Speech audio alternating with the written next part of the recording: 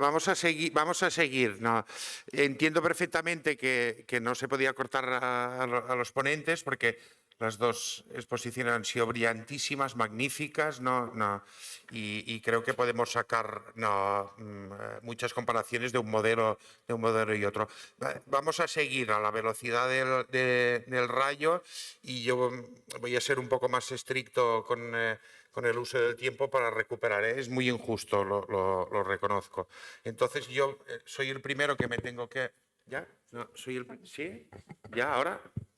Soy el primero que me tengo que aplicar la lección y entonces yo voy a intentar explicar de manera muy breve. Nos acompañan María Luisa Cuenca y Fernando Vizcaíno. Después los presento cuando les dé la palabra. Entonces yo me tengo que aplicar el primero el cuento y de manera muy resumida yo quería explicar algunas cuestiones básicas del caso que ya avanzaba la profesora Encarnación Roca, del caso del Camil Pissarro, propiedad del Museo Thyssen-Bornemisza,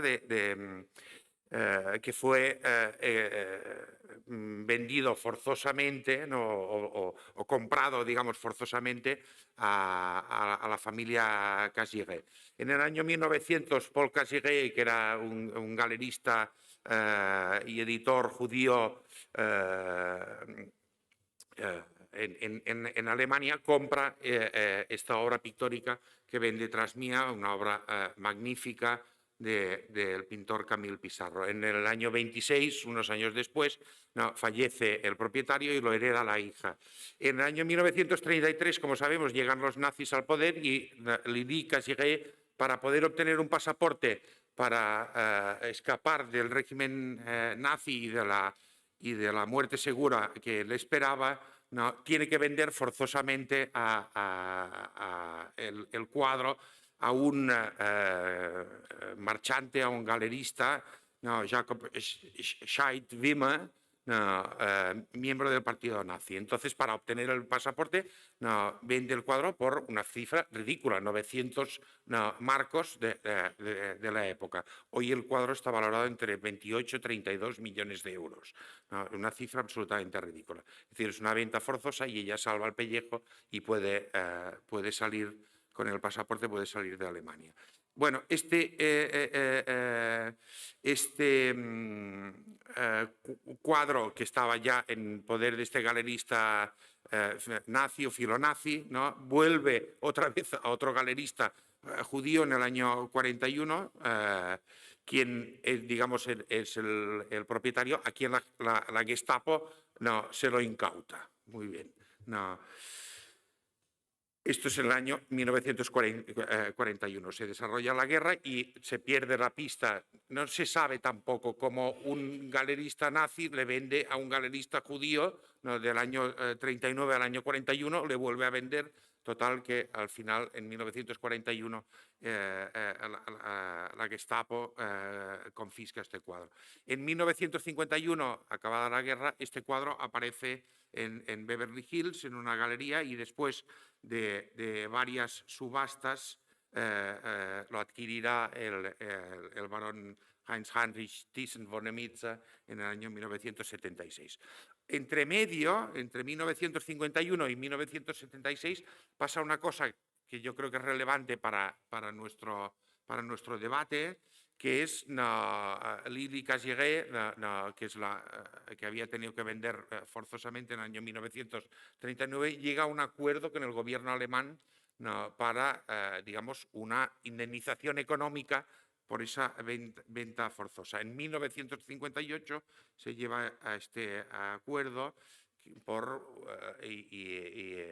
Lili recibe unos $30.000, $280.000 al precio de hoy. El barón Thyssen compra en una galería de Nueva York en el año 1976 este Camil Pissarro por $360.000. Es decir, que digamos, pagó una cantidad bastante parecida a la indemnización que había recibido la familia. Bueno, en 1993, como sabemos, el Estado español compra no, parte de la colección Thyssen y por lo tanto pasa a integrar digamos, el dominio público a través de un museo nacional, del Museo Thyssen-Bornemisza. Esto... las fechas clave yo creo que son 39, no, que son 1941 cuando lo confisca la Gestapo, y 1958, 1976 y 1993. Después de muchos años, ¿no? En el año 2002, los herederos de Lili Casiré, ¿no? Empiezan a reclamar la propiedad del cuadro. Desde 1958 hasta 2002 no hay ninguna reclamación. El cuadro, digamos, sigue su vida ordinaria. Los pleitos empiezan en el año 2005. Para que nos demos cuenta, la última sentencia es de 9 de enero de 2024. Son 19 años de pleitos y hay casi 12 sentencias sobre este tema, para que veamos la complejidad del tema. Como tengo muy poco tiempo, lo voy a resumir de manera muy simple. Lo primero que se discute en la jurisdicción norteamericana es cuál es la jurisdicción para juzgar esto. Y se discute entre la jurisdicción federal y la jurisdicción estatal, ¿no? La demanda se interpone en California y entonces lo primero que tenemos que saber si esto es el circuito estatal o es el circuito federal. A pesar de que se aplica la Foreign Sovereignty Immunities Act, es decir, la ley que concede inmunidad soberana a los estados en los pleitos en Estados Unidos, no, la jurisdicción no es la federal, la jurisdicción es la estatal. ¿Y esto por qué es así? Porque se dice que el expolio de obras de arte no queda cubierto por, digamos, la protección que esta ley ofrece a la inmunidad soberana de los estados. Si un estado tiene una obra de arte proveniente del expolio, en realidad tiene que seguir el mismo régimen jurídico que si la tuviera un privado. Primero, por lo tanto, se determina cuál es la jurisdicción. La jurisdicción es la estatal y no la federal. Segundo paso, ¿no? Y ya estamos en el año 2018 y ha habido 6 pleitos sobre esto. ¿Qué derecho es el aplicable? ¿Vale? El Tribunal de Apelaciones del Circuito de California aplica el derecho que determina el derecho federal, es decir, de acuerdo con la ley federal, no, aunque se demande en el Estado, no, se aplicaría el derecho del Estado que es demandado, por lo tanto, el derecho español, ¿no? Y por lo tanto, en este segundo nivel ya hemos determinado la jurisdicción y el derecho aplicable. En el primer caso y en el segundo, a pesar de que son temas estrictamente procesales, se da la razón al Gobierno de España o al Reino de España o al Museo Thyssen-Bornemisza. Pero como lo primero que se discutió fue la jurisdicción y lo segundo que se discutió fue el derecho aplicable, todavía tenemos que resolver el caso de fondo. Y la primera resolución que puede haber sobre el caso de fondo es una sentencia del Tribunal Supremo de Estados Unidos del 21 de abril del año 2022. ¿Y qué dice? Muy importante para nosotros, la inmunidad soberana no alcanza a este tipo de actos, se puede demandar a un Estado y por lo tanto no tiene inmunidad.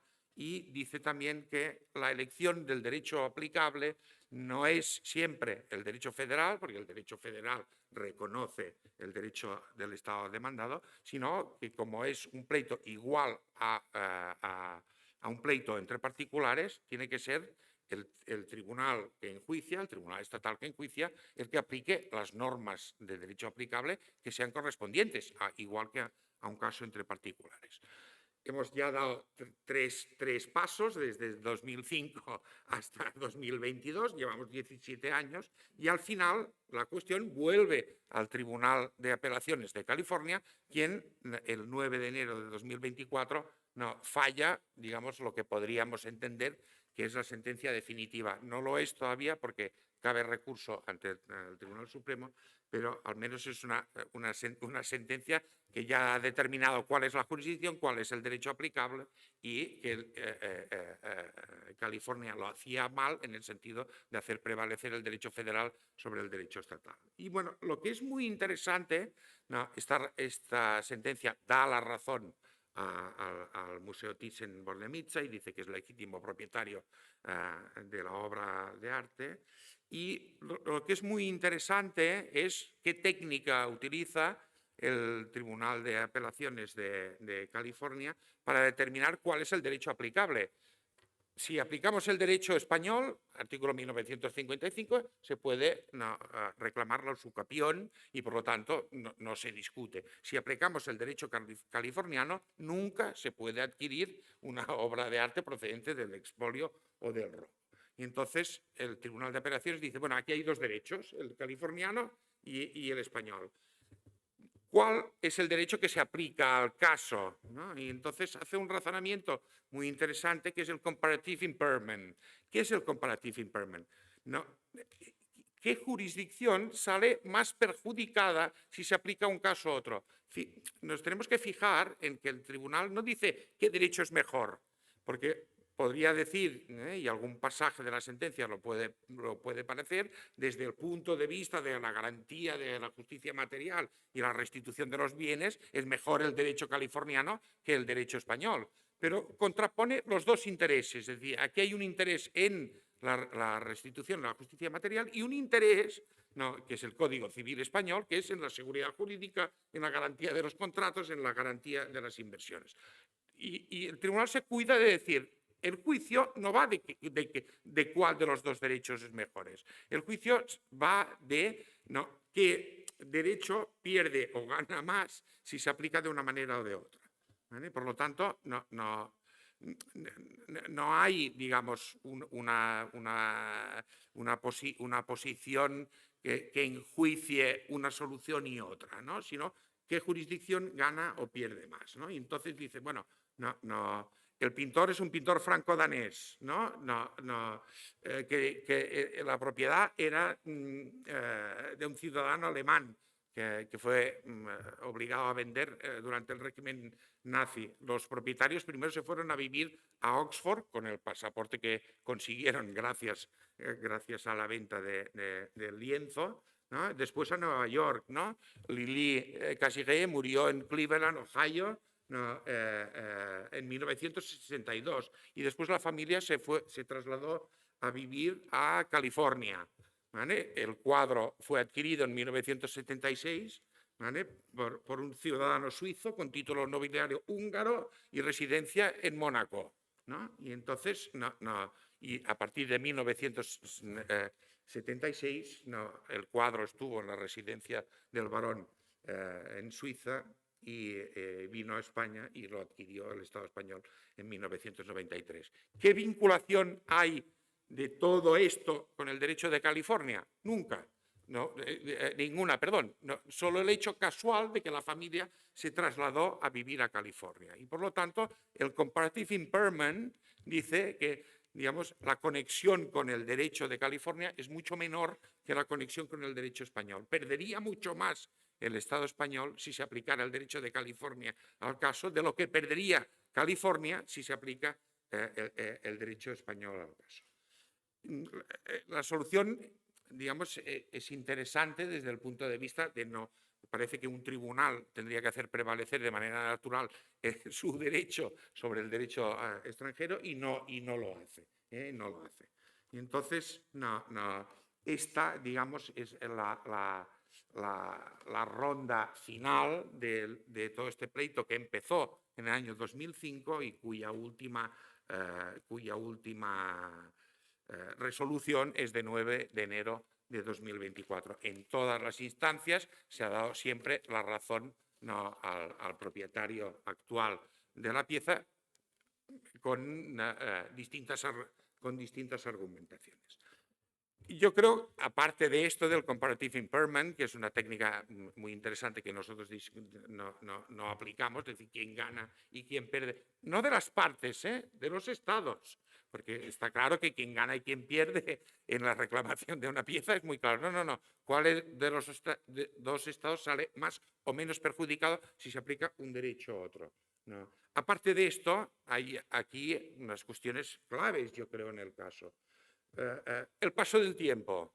Bueno, en realidad nunca reclamó, nadie nunca reclamó nada de esta obra hasta el año 2002. ¿Vale? Otro, hay una compensación previa, es decir, hay un acuerdo de la familia con el gobierno alemán en 1958 por la cual se recibe ya una indemnización. Esta compensación previa hace que el comprador posterior a 1958, cuando hace una especie de due diligence sobre la obra, aunque digamos, pueda conocer el origen ilícito de la sustracción, digamos, la familia ya ha sido compensada en este procedimiento y por lo tanto puede decir que a partir de ese momento la obra entra en el tráfico jurídico completamente limpia, ¿no? Por lo tanto, el paso del tiempo, en 44 años nadie reclamó nada, ¿no?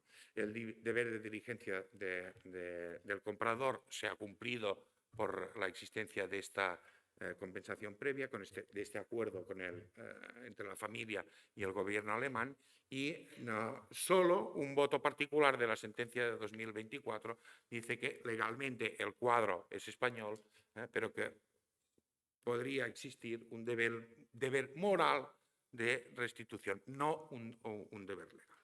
Bueno, entonces esto es atropelladamente lo que yo quería explicar de un caso que lleva, digo, mucho tiempo dando vueltas y que yo creo que al final la sentencia de 9 de enero de 2024 del Tribunal de Apelaciones de California zanja la cuestión a favor del Estado español.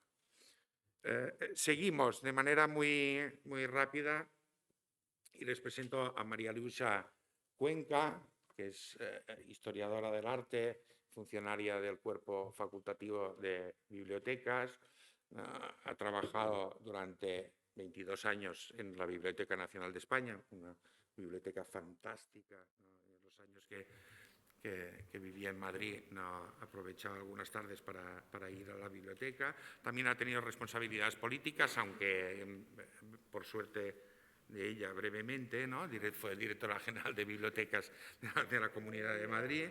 Desde 2017 la fichó el Museo Nacional del Prado, que ficha a profesionales buenísimos, y en este caso lo hizo muy bien. Y aparte de las muchas actividades, una exposición que ha mencionado antes el profesor Colorado, fue comisariada por ella, obras de arte, obras incautadas, un proceso abierto que tuvo lugar en el Museo Nacional del Prado en el año 2023.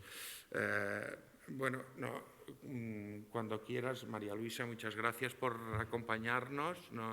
Ella dice que ella no es licenciada en Derecho, no es experta en Derecho, pero precisamente esta es la utilidad de que estés aquí, y que no seas experta en Derecho, sino experta en algo en lo que el Derecho tiene que apoyarse para que esto funcione, ¿vale? Que es la elaboración de un inventario, una documentación adecuada, un poco lo que antes también ha explicado el profesor Colorado, que es que muchas cosas no sabemos ni qué son ni dónde están.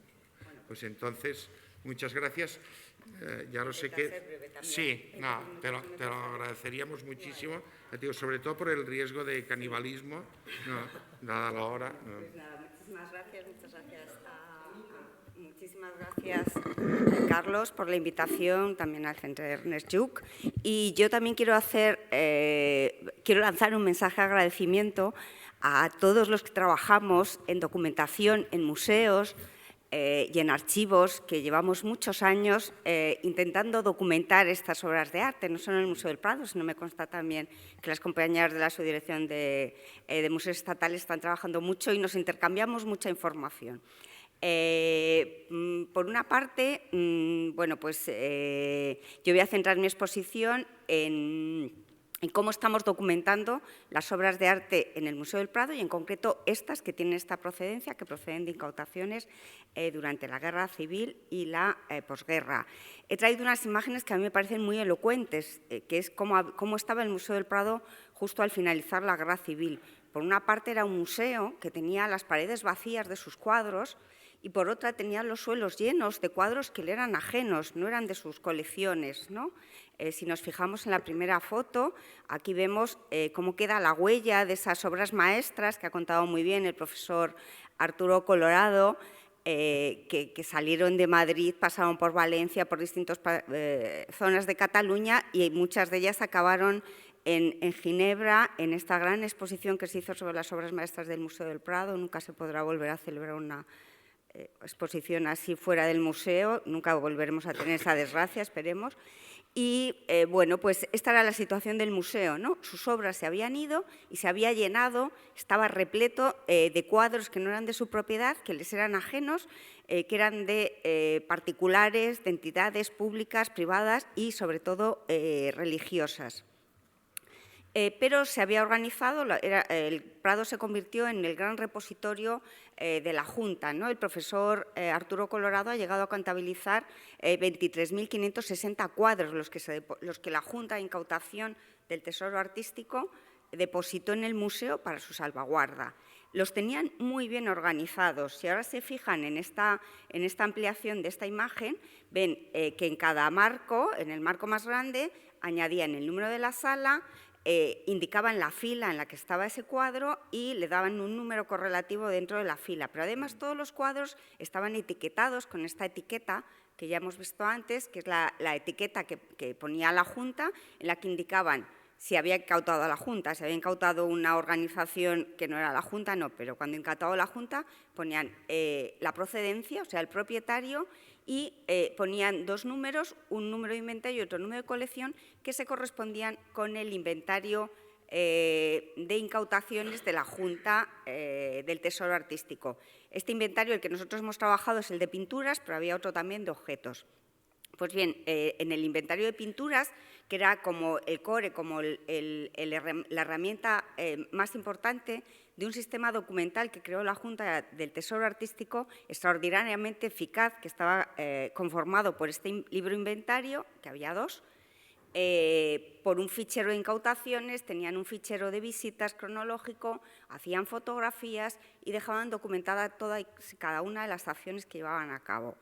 Bien, con esta documentación que luego asumió el Servicio de Defensa del Patrimonio Artístico Nacional, que voy a hacer como Arturo y le voy a llamar a partir de ahora el Servicio Franquista, bueno, pues se pudieron proceder a parte de las devoluciones que se hicieron y en el Museo del Prado, de estas 23.560 cuadros, pues quedaron unos pocos. ¿Qué hicimos con esos cuadros a partir de ese momento? Pues bien, se integraron en el Museo del Prado, se integraron al cabo de un tiempo en el sistema de gestión documental que se utilizaba para documentar y controlar el resto de las obras de arte.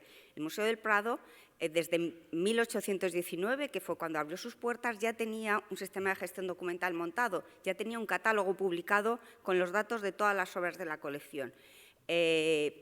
Y en los años 40 se trabajaba lo mismo, no teníamos sistema informatizado, pero sí había un sistema que se conoce como los sobres y que todavía los conservábamos, y en cada sobre se metía toda la información que se tenía sobre cada una de las obras de las 40.000 aproximadas que hay en la colección. Pues bien, si nos fijamos en esta obra, que es un Nacimiento de Cristo anónimo, si se fijan en la ficha manuscrita, tiene muy pocos datos, pero en la parte inferior pone procede de Alburquerque. Alburquerque se refiere a una incautación que hizo la Junta en el asilo de huérfanos de Jesús de la calle Alburquerque número 18, donde incautó un retablo del que forma parte este fragmento, y indica un número 22 y un número 9.333. Pues bien, esos dos números se corresponden con el inventario de pinturas de la Junta de Incautación y además pone Junta de Incautación. Esto se lo traigo para que vean que en todo momento se ha intentado, dentro de las colecciones, no perder la pista, no perder la memoria de que estos cuadros eran incautados y que procedían de recuperación. Esto es muy frecuente, procede de recuperación artística. Se intentó mantener esa memoria de la procedencia de esas obras que habían llegado, muchas en muy mal estado, como estas que vemos aquí, porque, bueno, sobre todo las religiosas. Por otra parte, teníamos el Museo de Arte Moderno, que, como ya ha dicho Arturo, se integró sus colecciones, las colecciones del 19 se integraron en 1971 en el Museo del Prado. Al principio también habían salido de las colecciones del Museo del Prado, ¿no? De las colecciones del Museo de la Trinidad en concreto. Pero bueno, en el año 71 se integran en el Prado, pero hasta entonces el Museo de Arte Moderno, que también había sido depósito tanto de la Junta de Incautación del Tesoro Artístico como del Servicio de Defensa del Patrimonio Artístico Nacional, pues también integra esas obras que le han quedado ahí, las integra en su sistema de gestión documental, y aquí vemos cómo en esta ficha de este retrato de Vicente López, del general Pedro Caro Sureda, se indica en depósito en este museo como procedente de la Comisaría General del Tesoro Artístico, recuperación. Para que vean un poco que la memoria se intentó que no se perdiera, ¿no? Incluso en catálogos muy recientes, como este de una exposición sobre Luis Pared, celebrada en 2022, se indica en procedencia que procede del Servicio de Recuperación Artística y que ha ingresado en 1971 en el museo. Y en el catálogo de pinturas del siglo XIX, publicado en 1995, en este cuadro de Francisco Domingo Marqués, se indica dentro de procedencia enviado al MAN por la Comisaría del Servicio de Defensa y Recuperación del Patrimonio Artístico Nacional el 22 de julio de 1942. Con esto, toda esta documentación, toda esta información de procedencias de estas obras que se había consignado en fichas, en versos de fotografías y demás, pues se fue volcando en los sistemas de gestión informatizada desde mediados de los años 80 del siglo pasado, hasta llegar al sistema de gestión que utilizamos ahora, en el que, cuando conocíamos los datos de estas procedencias, aparecían, no de forma tan rigurosa como lo hacemos ahora, pero sí que aparecían, ¿no? Por ejemplo, este es un registro de 2022 y pone adscrita al Museo del Prado procedente de la Comisaría General del Patrimonio Artístico Nacional. Si ven, no es exactamente la denominación que tiene la comisaría, y ya en este sistema, que es bastante sofisticado, pues ya teníamos aquí enganchados algunos documentos del archivo, los PDFs de algunos documentos del archivo.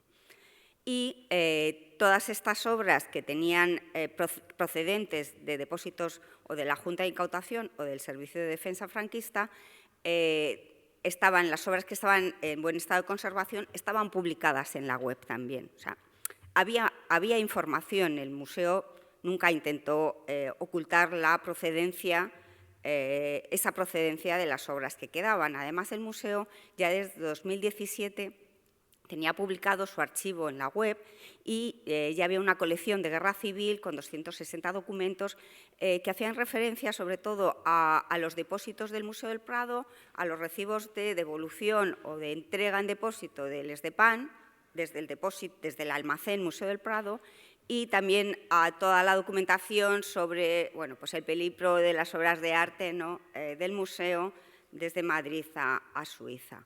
Un poco este era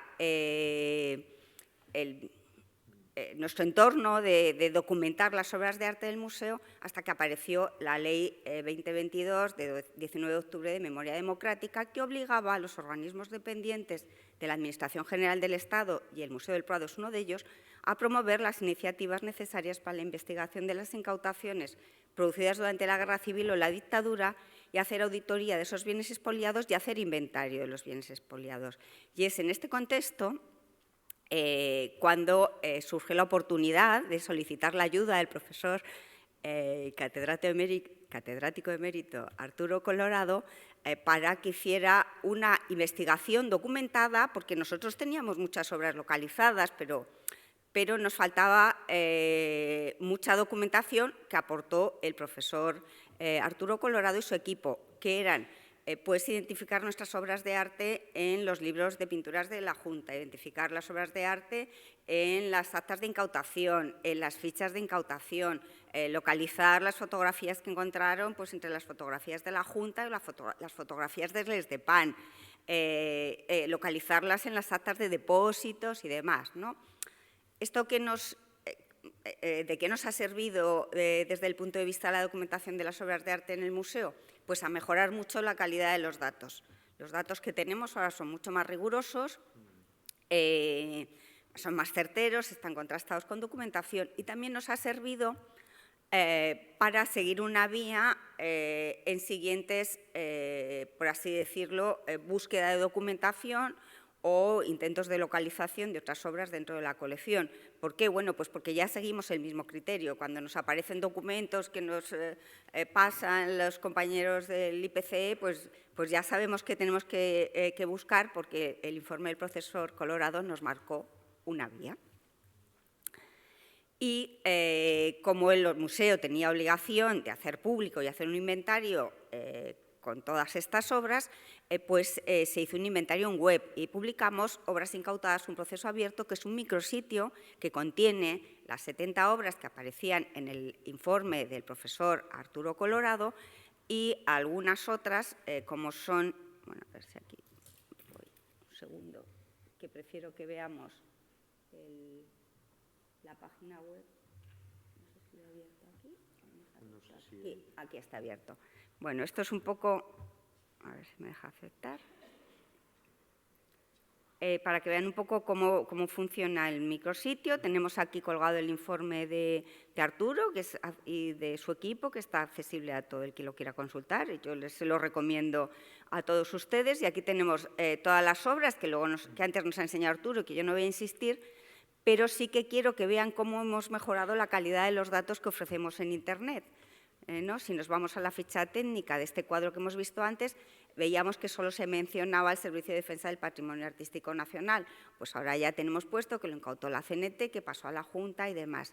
Y hemos incluido también en otros inventarios la información que aparece en el inventario de la Junta de Incautación, porque son datos muy interesantes, que además es un número fijo que identifica unívocamente esas piezas y sirve para rastrear mucha más información, y también hemos incluido toda la información sobre las inscripciones o sobre las etiquetas que tienen estas obras de arte del Museo del Prado. Bueno, no sé si seré capaz ahora de encontrar el icono que se me tapa. Ay, ya está. Bueno, pues también, como decía Arturo, tenemos, además de este micrositio, hicimos una exposición con las obras incautadas. Era una exposición muy difícil porque no estaba programada, porque no teníamos una sala adecuada, porque la mitad de las obras están en muy mal estado de conservación. Son estas obras que hemos visto que están empapeladas con papeles de conservación para frenar su deterioro, porque además había que encajar las obras en esos paramentos, pero bueno, yo creo que sí que quedó al final una exposición ilustrativa de qué depósitos se habían hecho en el Museo del Prado y qué depósitos se habían hecho en el Museo de Arte Moderno, y también de qué tipo de información daban las obras de arte, porque pudimos poner dos obras de pequeño formato por el reverso, ¿no? En una vitrina. Entonces se veían todas las etiquetas, las inscripciones y demás, ¿no? Entonces, bueno, el micrositio también se compone de otra información adicional que yo creo que es muy interesante. Están los vídeos y las grabaciones pues, de los congresos que ha organizado Arturo, conferencias. Está el catálogo de arte protegido, que fue la primera exposición que se hizo sobre el tema, que sigue siendo un catálogo que yo recomiendo mucho utilizar. Bueno, están los carteles de la exposición de Ginebra y algunas otras cosas. Pero yo, como voy bastante rápido, que espero que lo suficiente, lo que quiero también es hablarles de qué ha pasado tras la publicación de la Ley de Memoria Democrática y tras la publicación en su web por parte del Museo del Prado de su inventario de obras incautadas, en las que Se me olvidaba decirles que no solo estaban incluidas estas 70 obras recogidas en el informe del profesor Colorado, sino también 89 dibujos que llegaron al Museo del Prado en 1971 procedentes de unos repartos. Bueno, en los años 70 se detecta que hay unas cajas en el Banco de España que tienen esta procedencia del Servicio de Defensa del Patrimonio Artístico Nacional. Se monta una comisión, las cajas van al Museo Arqueológico, se monta una comisión y distribuyen, hacen una nueva distribución de muchas obras por distintos museos. Al Museo del Prado le llegaron estos 89 dibujos y un par de piezas. La pieza esta modernista, que es un tarjetero, también tiene esa procedencia. Pues bien, cuando ya teníamos publicado y publicadas algunos propietarios anteriores, pues han llegado al museo 4 requerimientos de restitución. Yo solo les voy a hablar de uno de ellos porque es el único que sé que es público y que está en la prensa, no de los otros porque, en concreto, uno de ellos ha solicitado confidencialidad, ¿no? Entonces, pero bueno, sí que con cada requerimiento que ha llegado, el Servicio Jurídico del Museo del Prado ha pedido informe al Servicio de Biblioteca, Documentación y Archivo sobre la trazabilidad de la obra, es decir, qué ha pasado con la obra desde que se incautó hasta nuestros días. Un poco la información que facilitamos en estos informes se divide en 3 ámbitos. Por una parte, se habla de la difusión pública de la obra, si se ha exhibido, si se ha expuesto en colección permanente, si ha estado en exposiciones temporales o préstamos para exposiciones externas. También se rastrea en publicaciones para saber si se ha publicado en catálogos de colección, en catálogos monográficos o en catálogos de exposiciones, y se informa desde cuándo está publicada en el canal de colección del Museo del Prado.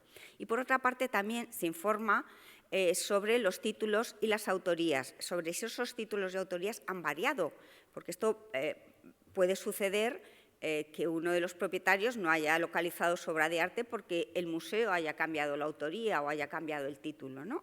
Aunque las bases de datos de colecciones mantienen la memoria de los títulos antiguos, y si buscáramos en la colección del Museo del Prado por un título antiguo nos saldría, aunque ya no fuera el aceptado. Bueno, pues esto es una de las cosas sobre las que se informa a la asesoría jurídica.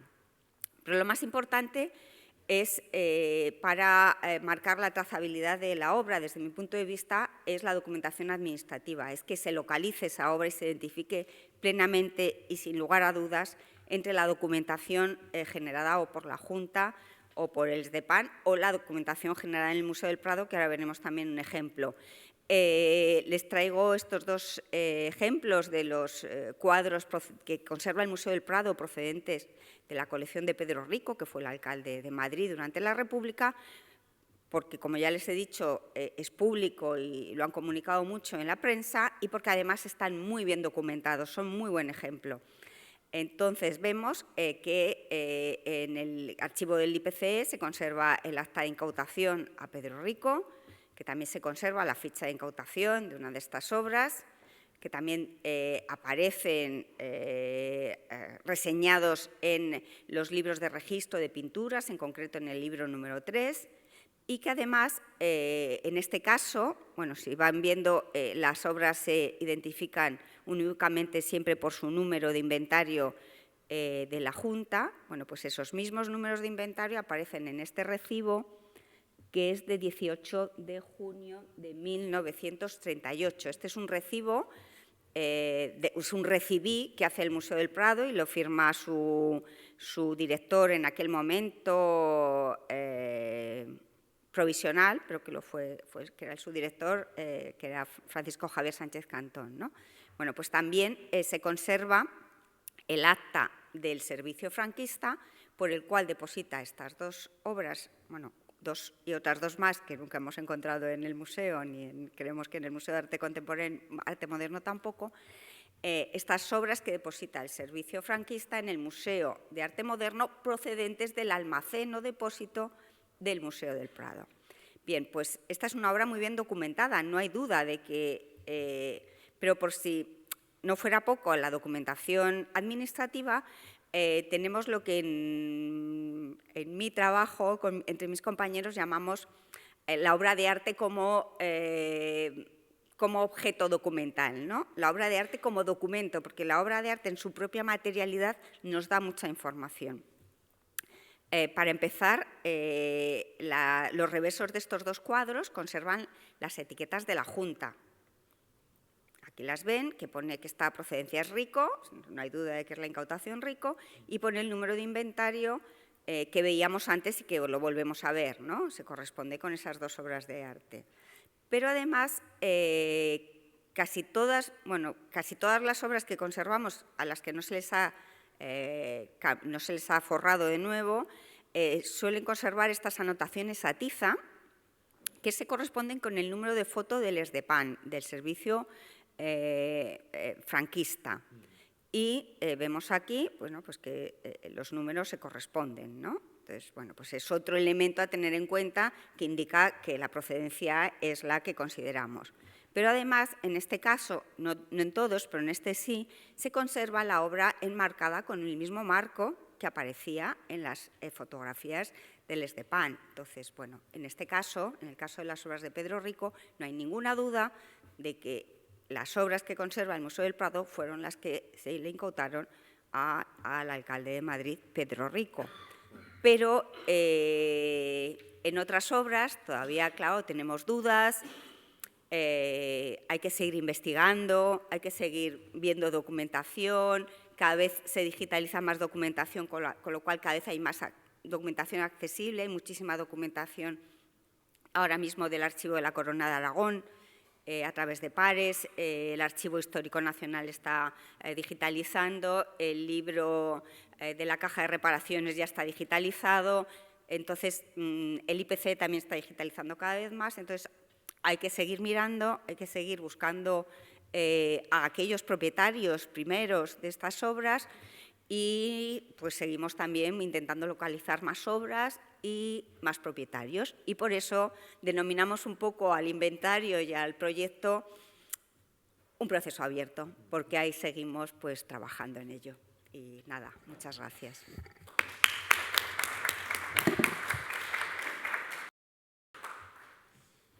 Muy bien, muchas gracias, María Luisa. Muchas gracias por ceñirte al tiempo de manera tan disciplinada. Nos facilita mucho corregir un poco la desviación de tiempo que tenemos.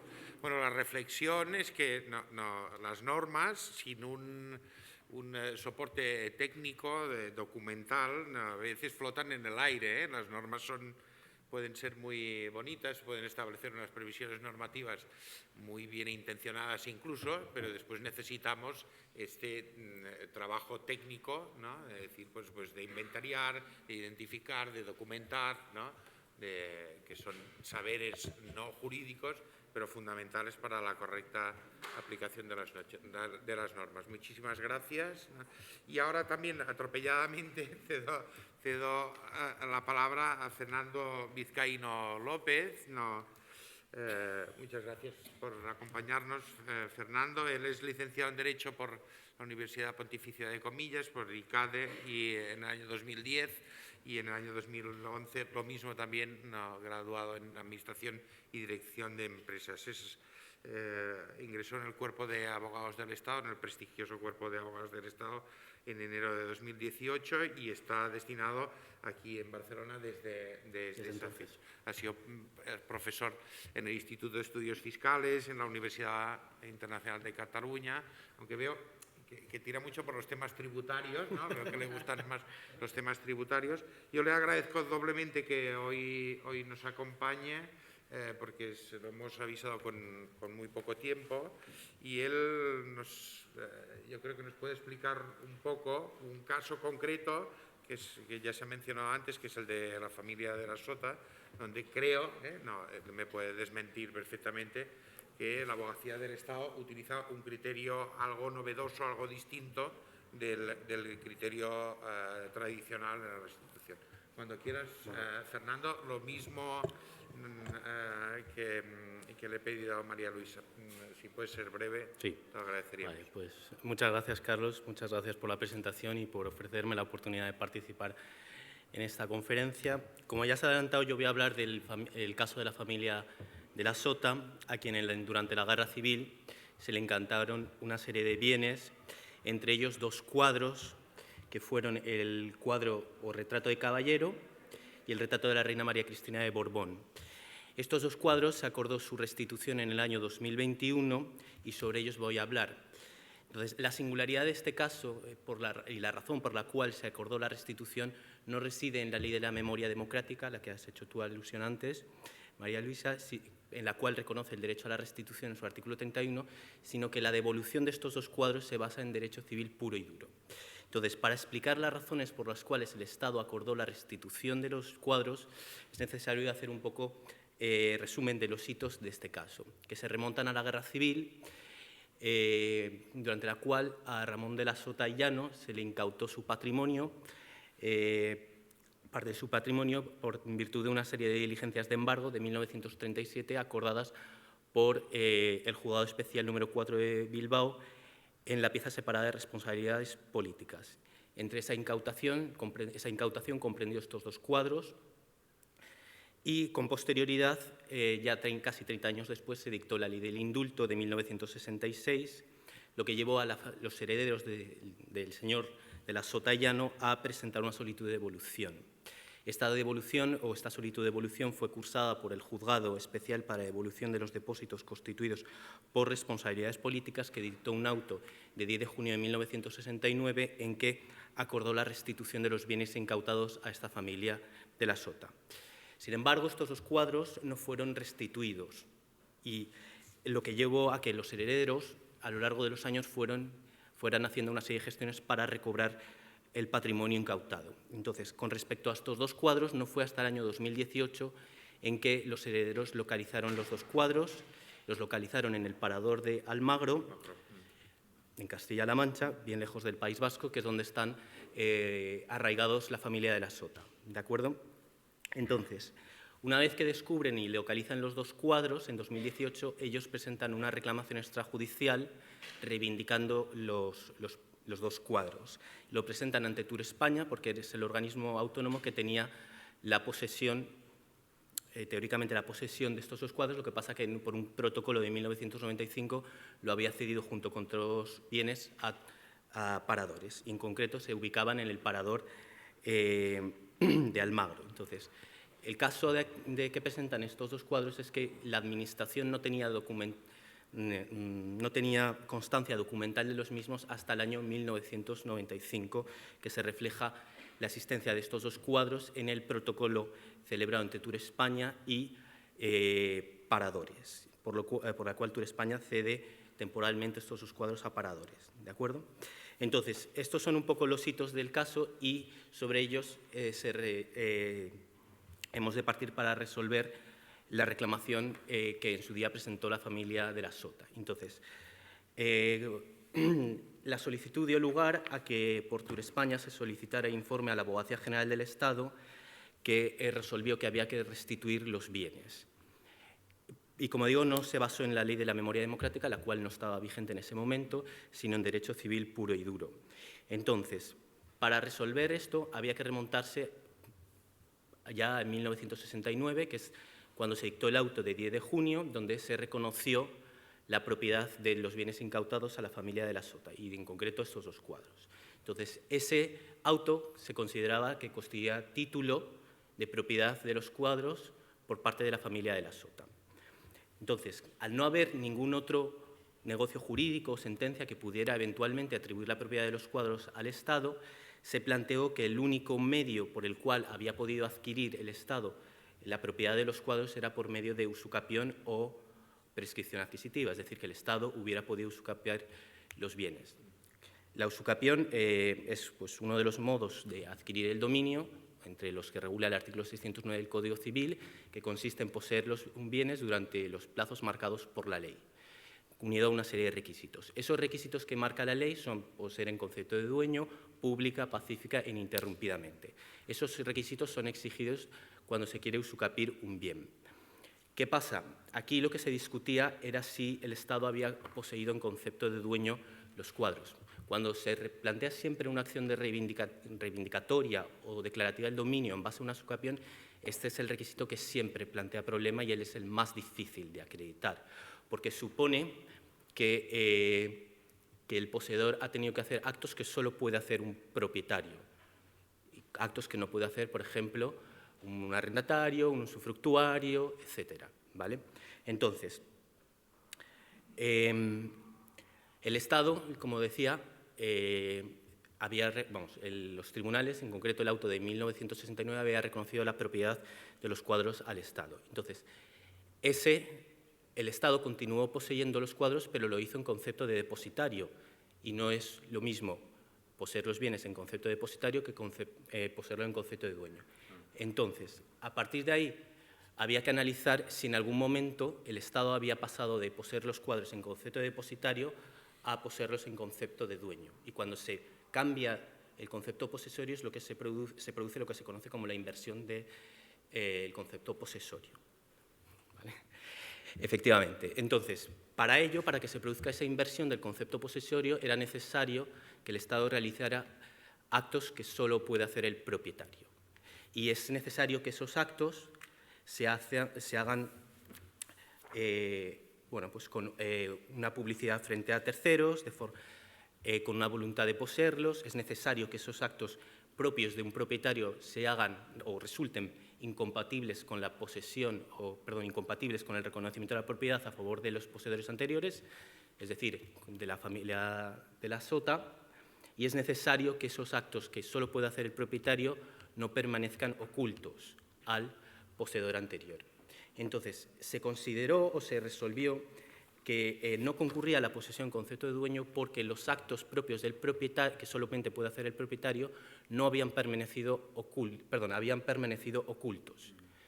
¿Por qué? Porque la posesión que tuvo el Estado de los cuadros no la conoció los herederos de Ramón de la Sota y Llano hasta 2018. Se consideraba que los herederos no habían tenido medios racionales para conocer que estos cuadros estaban siendo poseídos en concepto de dueño por parte del Estado. Entonces, esto dio lugar a que se informase que la propiedad de los cuadros continuaba siendo de la familia de la Sota y que el Estado acordara la restitución de los bienes, que se acordó en 2021 cuando la familia presentó la solicitud, y creo que la entrega ha tenido material, ha sido, salvo que yo me equivoco, creo que ha tenido lugar recientemente, pero es mejor corroborarlo porque no estoy del todo seguro. Entonces, como decía, este caso presenta la singularidad de que se restituyó se reconoció la propiedad en base a derecho civil y no en base a la Ley de Memoria Democrática, que, como decía, reconoce el derecho a la restitución de los bienes incautados en la Guerra Civil. No reconoce un derecho automático a la restitución porque está sujeto a un desarrollo reglamentario. Entonces, en el año 2021 no se hubiera podido resolver esta reclamación de la familia en base a la Ley de Memoria Democrática. Hoy día, si lo hubieran presentado, se podría resolver. Lo que pasa es que tenemos que esperar al desarrollo reglamentario de la Ley de Memoria Democrática, en concreto al artículo 31, que es el que reconoce el derecho a la restitución de los bienes incautados. Entonces, esto es uno de los bienes, entre tantos, que ha ido recuperando la familia de la Sota. Ha habido otros que recuperó del Ayuntamiento de Burgos, creo que también le reconoció el Gobierno vasco otros hace ya más de 30 años. Y, bueno, pues este es el caso de la familia de la Sota, que he tratado de resumir lo más rápidamente posible. Muchas gracias, Fernando.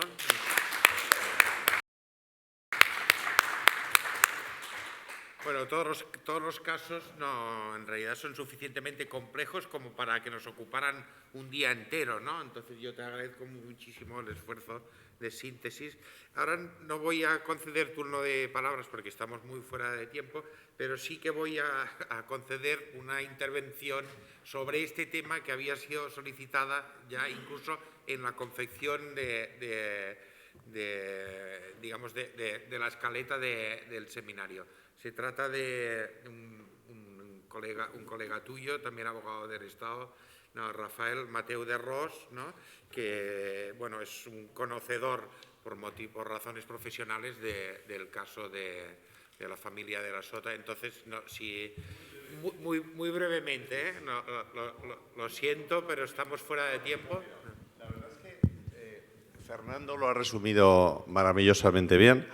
Recapitulando un poco las cosas jurídicas, aunque sea que aquí la mayoría sois historiadores del arte, yo ahora hablo como jurista, también soy historiador del arte, lo que hay que tener en cabeza es esa distinción entre el depósito o el título oneroso, bien sea subasta, bien sea claro. Eso varía mucho. El caso de la Sota era un depósito.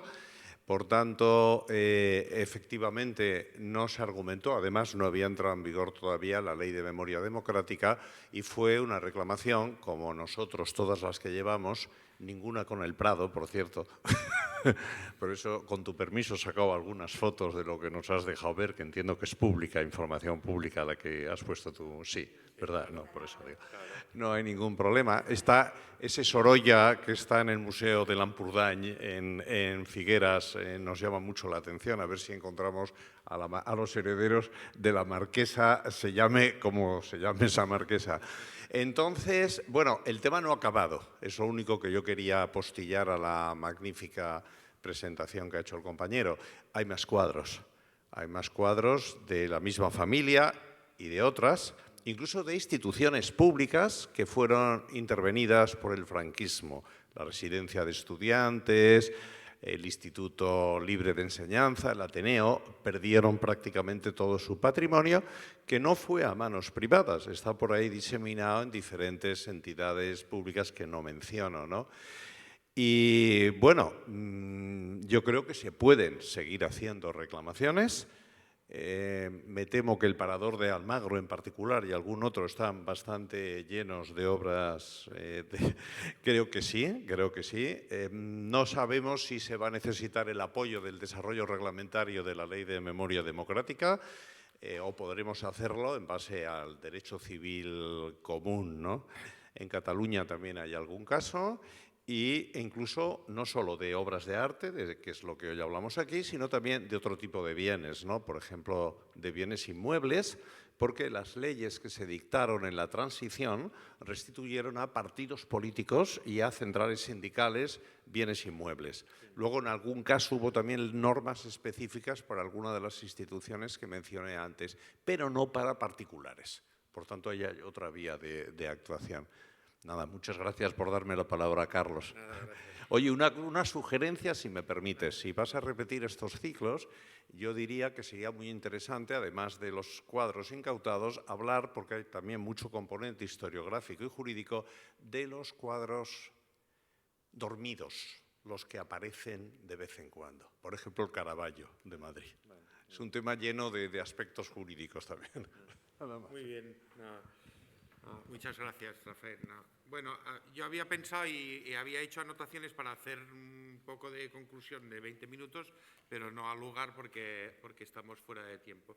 Yo quisiera agradecer a todos los ponentes que han participado en este breve seminario que hemos tenido esta mañana. Muchas gracias a todos, ha sido fantástico y yo creo que nos revela la complejidad del trabajo que hay por delante de esto. Es decir, hoy ha sido un pequeño aperitivo de una cosa para como llamar la atención de que este es un tema importante, desde el punto de vista técnico, de documentación y de historia del arte, pero también desde el punto de vista jurídico. Entonces, bueno, yo voy a proponer a la organización. María me está mirando, ¿no? A ver qué cara pone, ¿no? De que intentemos publicar, ¿no? en unas actas lo que hoy hemos expuesto y que a partir de allí tengamos, no digo un grupo de investigación, no digo un grupo de reflexión, pero sí que nos podríamos repetir, ¿no? esta jornada, tal vez con un formato un poco más largo que nos conceda mayor tiempo. Pero sí que, ya que formamos una pequeña comunidad de profesionales interesados en este tema, de repetir el seminario de hoy, tal vez en otro formato y en otro momento, para darle un poco de continuidad y así también iremos viendo cómo evoluciona la documentación, cómo evolucionan las devoluciones, etcétera, etcétera.